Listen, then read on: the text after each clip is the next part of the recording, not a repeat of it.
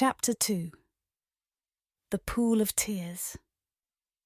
"Curiouser and curiouser," cried Alice. She was so much surprised that for the moment she quite forgot how to speak good English. "Now I'm opening out like the largest telescope that ever was. Goodbye, feet." For when she looked down at her feet, they seemed to be almost out of sight. They were getting so far off. "Oh, my poor little feet. I wonder who will put on your shoes and stockings for you now, dears. I'm sure I shan't be able. I shall be a great deal too far off to trouble myself about you. You must manage the best way you can. But I must be kind to them," thought Alice. "Or perhaps they won't walk the way I want to go. Let me see. I'll give them a new pair of boots every Christmas." And she went on planning to herself how she would manage it. "They must go by the carrier," she thought. "And how funny it'll seem, sending presents to one's own feet. And how odd the directions will look. Alice's right foot, ESQ, hearthrug, near the fender, with Alice's love. Oh dear, what nonsense I'm talking!" Just then her head struck against the roof of the hall. In fact, she was now more than 9 feet high, and she at once took up the little golden key and hurried off to the garden door. Poor Alice! It was as much as she could do, lying down on one side to look through into the garden with one eye. But to get through was more hopeless than ever. She sat down and began to cry again. "You ought to be ashamed of yourself," said Alice. "A great girl like you," she might well say this, "to go on crying in this way. Stop this moment, I tell you." But she went on all the same, shedding gallons of tears, until there was a large pool all around her, about 4 inches deep and reaching half down the hall. After a time she heard a little pattering of feet in the distance, and she hastily dried her eyes to see what was coming. It was the White Rabbit returning, splendidly dressed, with a pair of white kid gloves in one hand and a large fan in the other. He came trotting along in a great hurry, muttering to himself as he came, "Oh, the Duchess, the Duchess! Oh, won't she be savage if I've kept her waiting?" Alice felt so desperate that she was ready to ask help of anyone. So, when the rabbit came near her, she began, in a low, timid voice, "If you please, sir." The rabbit started violently, dropped the white kid gloves and the fan, and scurried away into the darkness as hard as he could go. Alice took up the fan and gloves, and as the hall was very hot, she kept fanning herself all the time she went on talking. "Dear, dear, how queer everything is today. And yesterday things went on just as usual. I wonder if I've been changed in the night. Let me think. Was I the same when I got up this morning? I almost think I can remember feeling a little different. But if I'm not the same, the next question is, who in the world am I? Ah, that's the great puzzle." And she began thinking over all the children she knew that were of the same age as herself, to see if she could have been changed for any of them. "I'm sure I'm not Ada," she said, "for her hair goes in such long ringlets, and mine doesn't go in ringlets at all. And I'm sure I can't be Mabel, for I know all sorts of things, and she knows such a very little. Besides, she's she and I'm I, and oh dear, how puzzling it all is. I'll try if I know all the things I used to know. Let me see. 4 times 5 is 12, and 4 times 6 is 13, and 4 times 7 is... Oh dear, I shall never get to 20 at that rate. However, the multiplication table doesn't signify.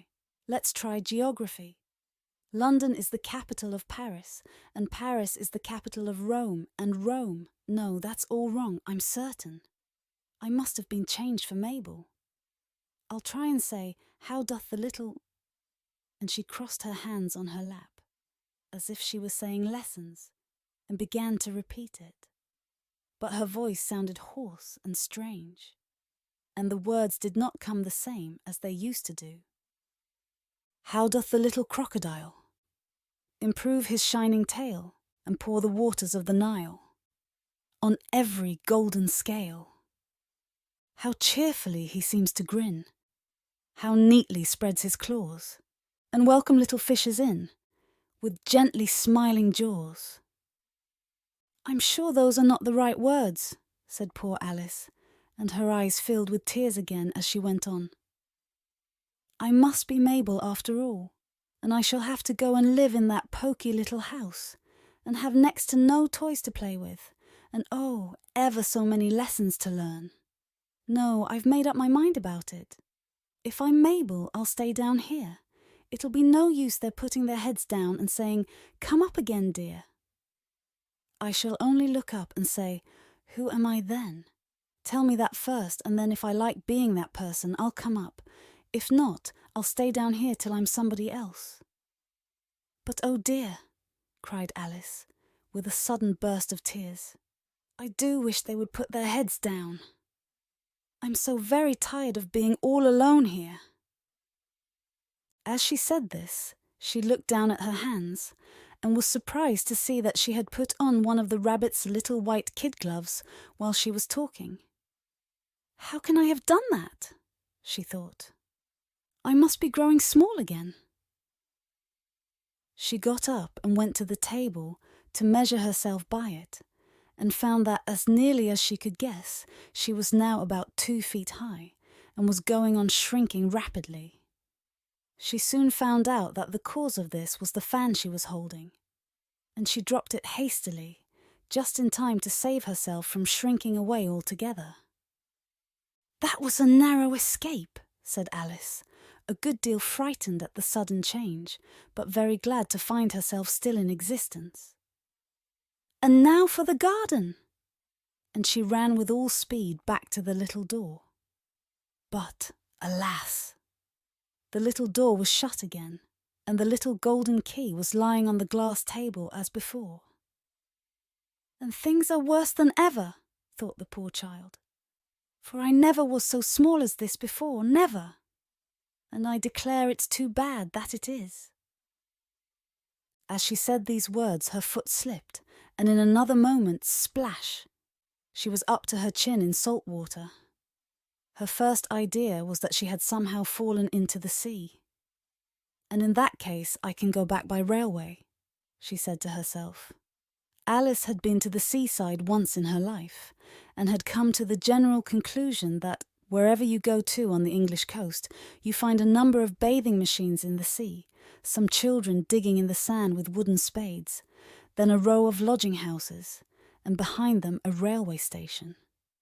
However, she soon made out that she was in the pool of tears which she had wept when she was 9 feet high. I wish I hadn't cried so much, said Alice, as she swam about, trying to find her way out. I shall be punished for it now, I suppose, by being drowned in my own tears. That will be a queer thing to be sure.